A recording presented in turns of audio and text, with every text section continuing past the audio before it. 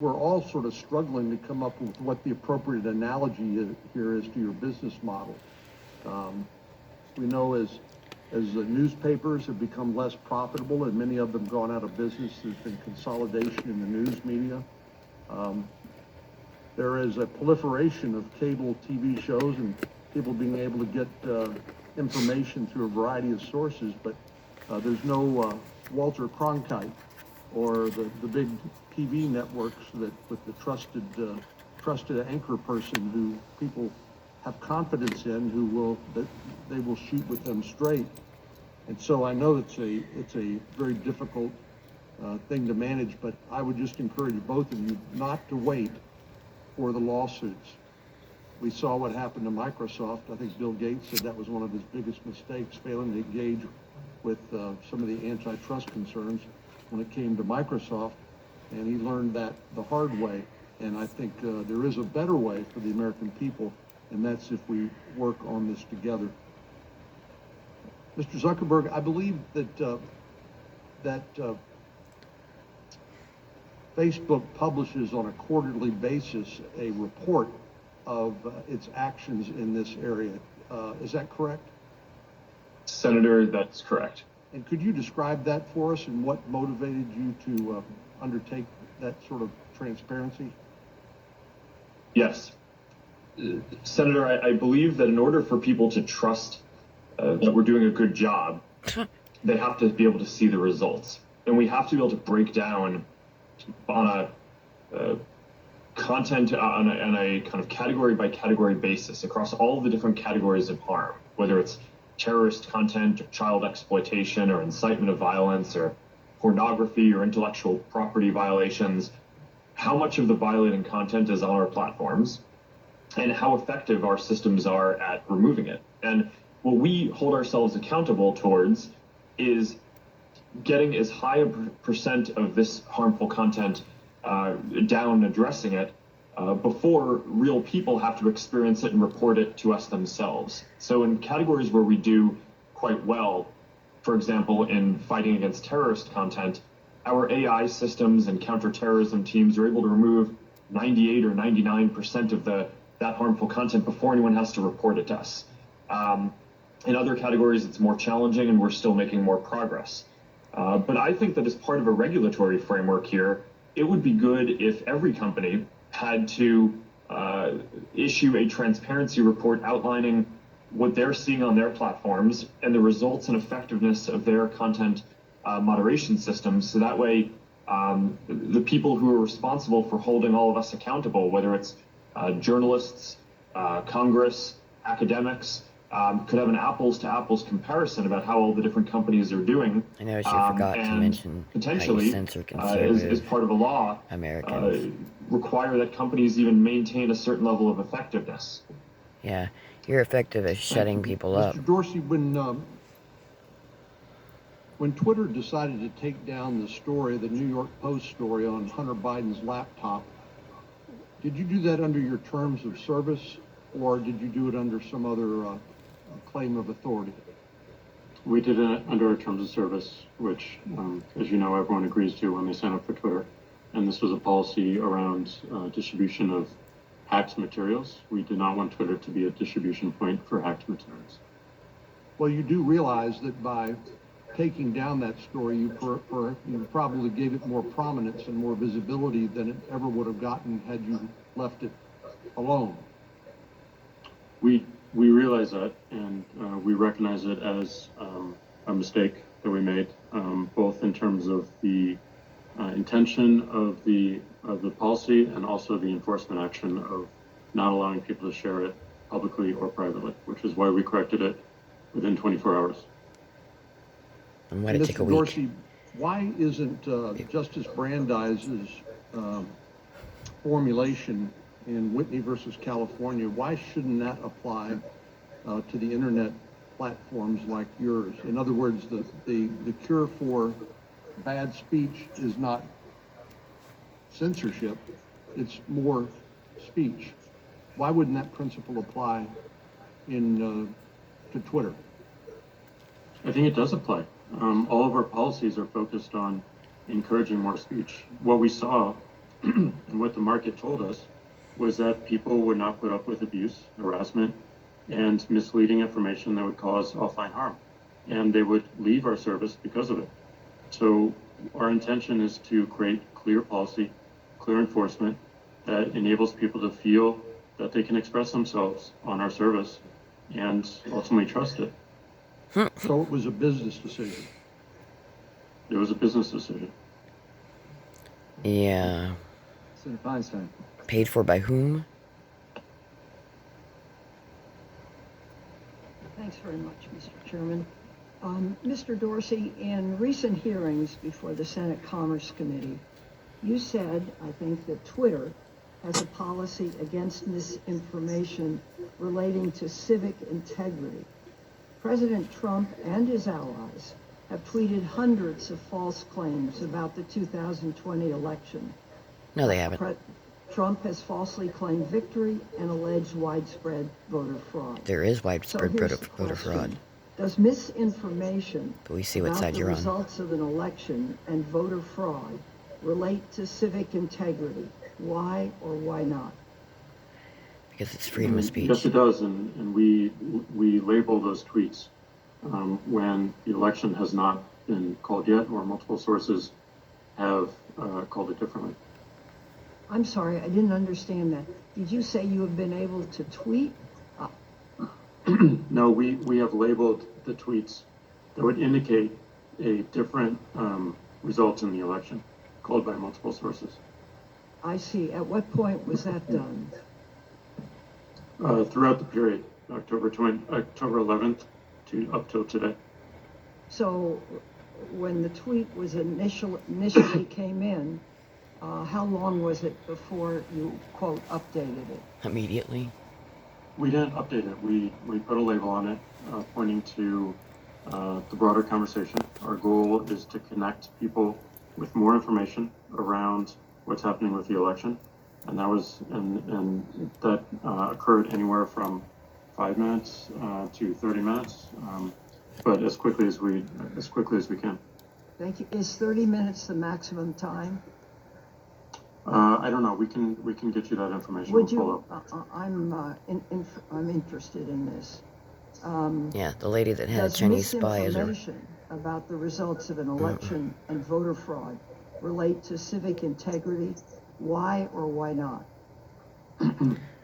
Yes, it does, and we also label those tweets that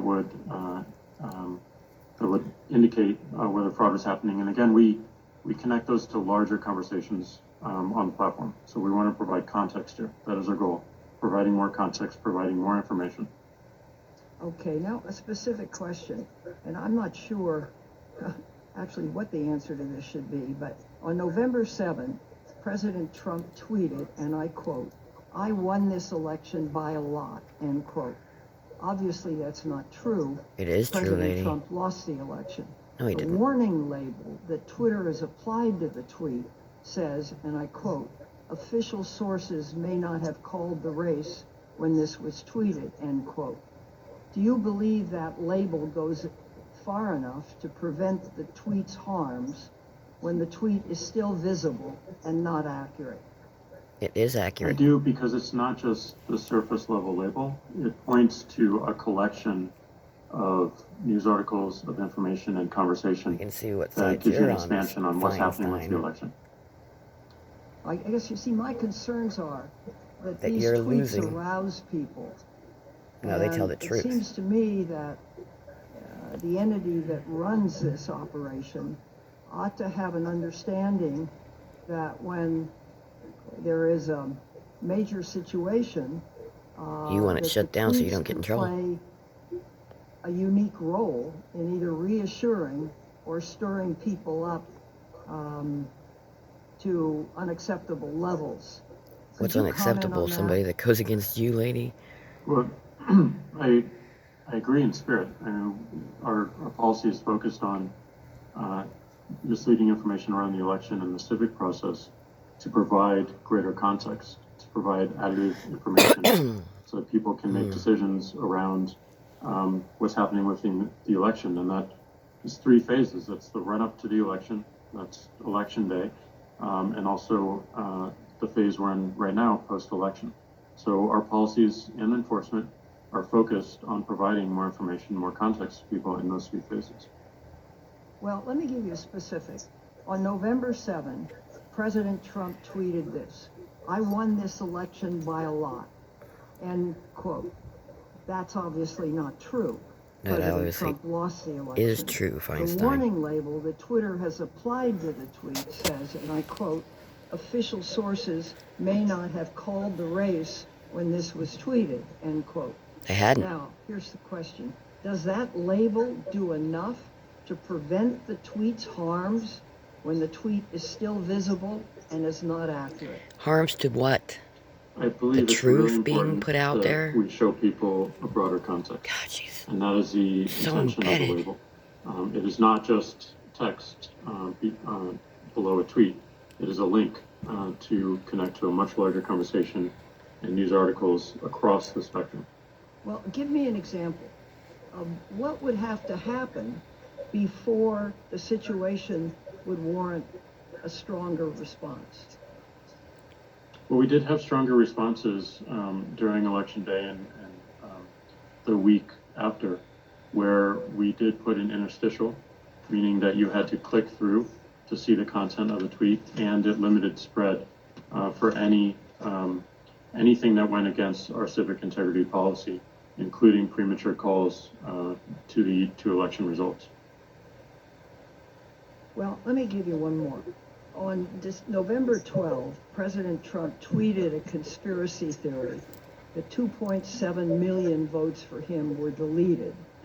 The warning label that Twitter has applied to that tweet said, quote, "This claim about election fraud is disputed."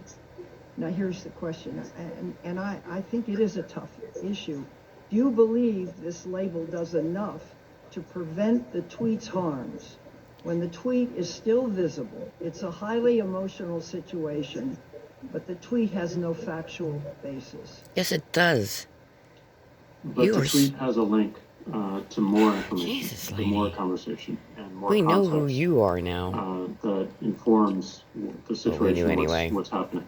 So I do believe that connecting people to the larger conversation, giving them more context, is the right path here.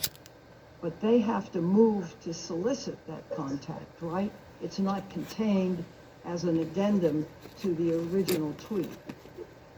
The label is an addendum to the original tweet, and if you tap on it or click it, you will go to an expansion of the information. I see. Can I ask a question, Mr. Zuckerberg? Yes, you may. If you Thank want you. more, that'd be okay. Mr. Zuckerberg, at the recent hearing before the Senate Commerce Committee, you said that Facebook has a, quote, "policy in place that prevents any candidate," end quote, from, quote, "trying to delegitimize the result of the election," end quote. But the hashtags "steal the vote" and "voter fraud" garnered more than 300,000 interactions on your platform in the hours after Mr. Trump falsely declared victory. No, lady, it was So Stop here's the the Steal, you question. idiot. Do you believe Facebook did enough to You don't even know what prevent the Trump's tags were. efforts to delegitimize the election result? If so, why have you reached that conclusion?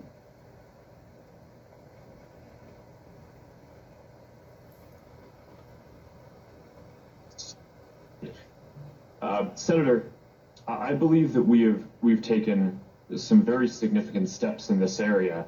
Not just the adding additional context to specific posts and making it so that when people search for different hashtags, we show additional information. But we also took the unprecedented step of putting the Voter Information Center at the top of Facebook and Instagram for everyone in the U.S. that showed them reliable information about the election, including partnering with organizations like Reuters and the National Election Pool to show them accurate information about the results of the election. So all taken together, I think that we really went quite far in terms of helping to distribute reliable and accurate information about what was going on during this election. Okay, let me give you one more along this line. She just wants you to shut After everybody President down. Trump falsely claimed that the election was being stolen, a group called Stop the Steal was started on Facebook. It grew to more than 300,000 users in less than a day, making it one of the fastest growing groups, I understand, in Facebook history. You shut the group down, but substantial damage already had been done. Trump Damage? supporters, some of them armed with assault weapons, held Stop the Steal rallies outside election offices. In Philadelphia, 2 armed supporters who had traveled from Virginia were arrested on their way to the city's vote counting center. Here's the question, and this is a tough one. What are your concerns about the spread of misinformation, no matter how innocent it is, or it is not innocent, like Trump's claims about the election, that they may incite violence? You're gonna have a fun surprise, Feinstein. Senator, I'm very worried about this, especially any misinformation or content that could incite violence. And during such a volatile period like this, one of our top priorities is making sure that people don't use our platform to organize any violence or civil unrest. And that was the basis under which we took down that group. Then why didn't you because there shut were down a number Antifa and Black Lives of Matter? members who were posting potentially violent or encouraging violent comments that violated our policies. We also have broader policies in place around trying to slow the spread of misinformation more broadly, even when it's not going to lead to some kind of violence or imminent harm. And that's why we've created this independent fact-checking program where we work with more than 80 partners around the world to help do fact-checking, because people in our community have told us they don't want to see misinformation, but they also don't want us to be deciding what is true and false.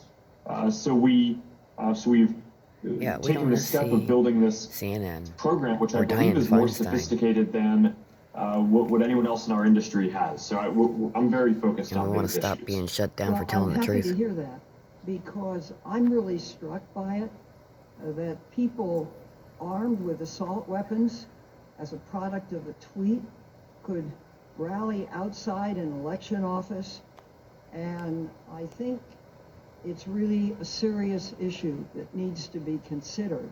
Yeah, And because there you had a need to Chinese be, spy once as your aide for you 20 signal years. that, and people respond to it, 20 years. it has to be in some way abated or some way pointed out or restructured on the internet itself. Now, can you respond to that? Senator Feinstein, And concerns? I hate that we're almost double the time. Could we? I'm sorry. That's all right. We're going to have a vote come up, and I apologize. Senator Lee. Thank you, Mr. Chairman. First, I'd like to note that as far as the president's arguments about the election and how they turned out, inciting violence, I'd like to point out here that the only violence that I'm aware of has occurred in connection with Antifa. Antifa's response to pro-Trump peaceful rally attendance. So I don't quite understand that. Maybe we'll have a chance to dwell on that more in a minute. But first, I want to talk a little bit about federal law, existing federal law, and what it requires. Section 5 of the Federal Trade Commission Act prohibits businesses from engaging in unfair or deceptive trade practices. Compliance with this particular law requires that there be some consistency between what a company represents as their practices and their products and what they actually are. In other words, you can't sell one thing and provide another under the guise of providing something different than what's being sold. Both Twitter and Facebook represent and have represented for years to their users, their customers, that they take a neutral approach to election content moderation. However, as we've heard today, and as we will continue to hear today and into the foreseeable future, there are instances in which your platforms are taking a very distinctively partisan approach, and not a neutral one, to election-related content moderation. For example, just days before the election, Twitter suspended the account of Mark Morgan. Now, Mark Morgan is the commissioner of the U.S. Customs and Border Protection Office. And they suspended Commissioner Morgan's Twitter account, specifically for a tweet celebrating the success of the U.S. southern border wall. Apparently, Commissioner Morgan's tweet, his comments about the border wall, violated Twitter platform rules governing what it calls hateful conduct. Now, I've read the offending post, and the offending post from Commissioner Mark Morgan reads as follows. At CBP and the Army Corps of Engineers, continue to build new wall every day. Every mile helps us stop gang members, murderers, sexual predators, and drugs from entering our country. It's a fact. Walls work. Period. Close quote. Mr. Dorsey, can you tell me, in one sentence, what exactly is hateful about Commissioner Morgan's tweet that I just read? Well, we evaluated this tweet again, and we found that we were wrong. That was a mistake, and it was due to the fact that we had heightened awareness around government accounts during this time. So that was a mistake. We reverted it. Thank you. I appreciate that. We're going to get back to more of that in a minute and get back to the fact that, I understand that mistakes happen. But what we're going to see today is that mistakes happen a whole lot more, almost entirely on one side of the political aisle rather than the other. Now, Commissioner Morgan's statement in that tweet, as was initially taken down, is factual. There's nothing remotely hateful about it, and yet it was taken down. Now, on October 15th, Facebook relied on a third-party fact-checker's assessment to ban 2 advertisements from Facebook for, quote, partly false information. Now, both of these advertisements were factual in nature. They revealed Joe Biden's and Kamala Harris's views on late-term abortion. Joe Biden has stated that he won't accept any restrictions on abortion, and Senator Harris's views are such that she voted against requiring care for a child born alive during a botched abortion. The very next day, the third-party fact-checker issued a statement retracting the assessment and retracting it as erroneous. However, it stunningly took Facebook almost 2 more weeks until October 29th, when voting had already started in many jurisdictions, to lift the ban on these legitimate ads. Ads that the fact-checker had already declared a couple weeks earlier were erroneously taken down. So, Mr. Zuckerberg, why on earth did it take Facebook 2 weeks to correct this error? Senator, I'm not familiar with the details of us re-enabling that ad, so I can follow up with you after. It's possible that this was just a mistake or delay, and unfortunately, when we handle millions or billions of pieces of content a day, while we strive to do as well as possible and be as precise as possible, we will make some mistakes. Thank you. I appreciate your acknowledgement of the fact that there are mistakes. As I noted previously, those mistakes sure happen a whole lot more on one side of the political spectrum than the other. Now, this is understandable. We're humans, but it's also understandable why this might occur. Maybe some of it has to do with your employees. 92.83% of Facebook employees who donated to federal candidates gave to Democrats. At Twitter, it's even more stark than that, as if it could get much more stark, but 99.3% of Twitter employees who donated to federal candidates gave to Democrats. And so these mistakes, they may be mistakes, but they're mistakes that rhyme. They may not repeat themselves, but they rhyme. And the consistent theme happens to be Republicans, conservatives, and pro-life activists. Now, I'd like to ask both of you, is there a list of every user or every content creator who has been deplatformed or had their content's reach altered or have had some other adverse action taken by either Facebook or Twitter. Like me and my There's 3 some admins list that all woke up identifies one each morning user for which that has about happened. a month ago, and our Mr. Facebook Zuckerberg, let's hear profiles from were you. destroyed Just yes or no question. permanently. Does such a list exist? Senator, I'm not aware of anything like that existing. Mr. Dorsey, how about you? I'm exactly sure what you're asking, but Yeah. we certainly. Simple question. Do you have a list of people, your users or content creators, who have had some adverse action taken against them, either being deplatformed or having their reach altered or something because of the content of their posts?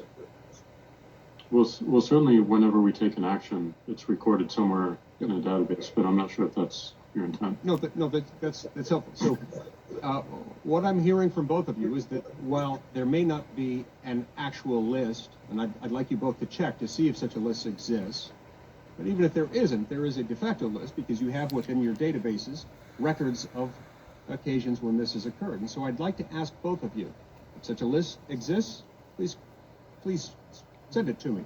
I'd like to see it. If such a list does not exist, you certainly do have the data necessary in order to generate some. And I request, as a member of this committee, that you generate such a list and provide it to me. I'll be on there. Thank you very much, Mr. Chairman.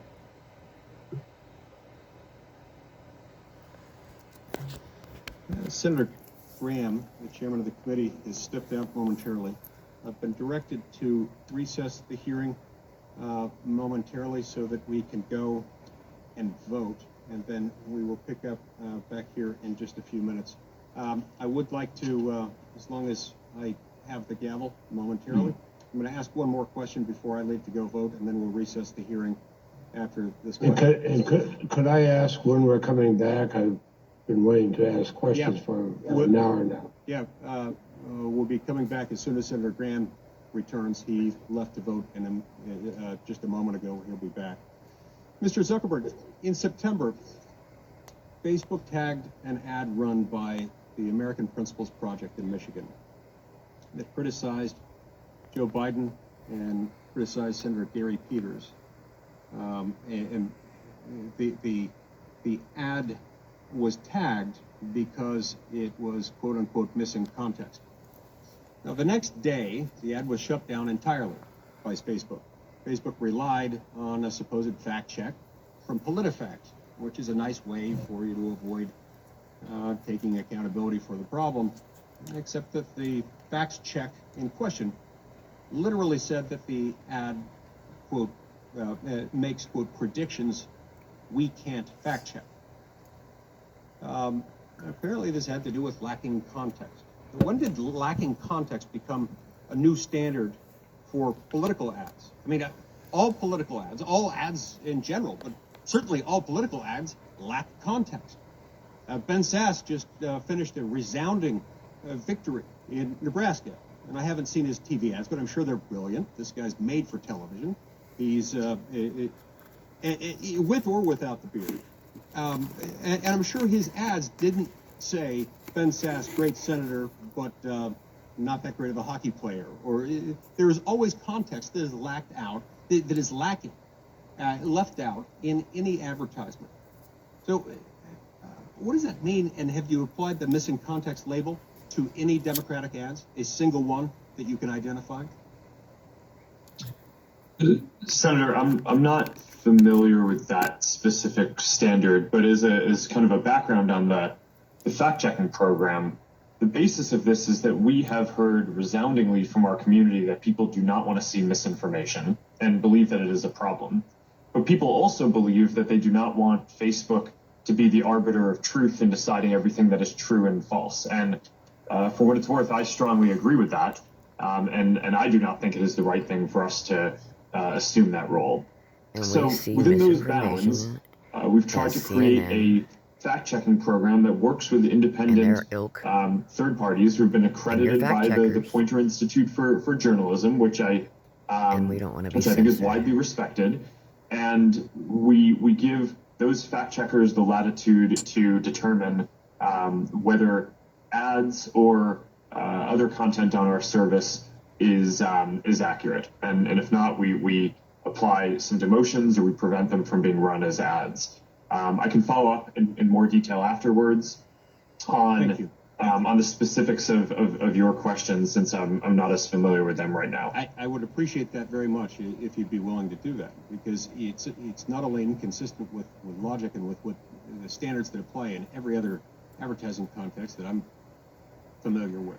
It's also inconsistent with what Facebook itself does. Just to give you some context for that, while we're talking about missing context, I recently posted something about the election on Facebook. And my Facebook post was almost immediately tagged with the following, quote, election officials say that voter fraud, which is historically rare, has not affected the outcome in this election. They have confirmed that mail-in voting was conducted in accordance with state voting rules, close quote. Now, I find this a little disturbing. Tag to me sounds a whole lot more like state-run media announcing the party line rather than a neutral company, as it purports to be, running an open online forum. This kind of editorializing insulates people from the truth, and it insinuates that anyone concerned about voter fraud must be crazy. It also states it as if it were an irrefutable, neutral, objective fact. Now, maybe these kinds of concerns are out of the mainstream in Palo Alto, but they're not out of the mainstream with the rest of America. I have to reiterate, I hope this kind of manipulation wasn't intentional. But It is. it's getting harder and harder for me to accept the premise that it could be anything but intentional. And if it was intentional, it's yet more evidence that Facebook's actions surrounding this election are incongruent with the promises that you've made to your own users. Yeah, that's why we're all leaving and going to Pollard.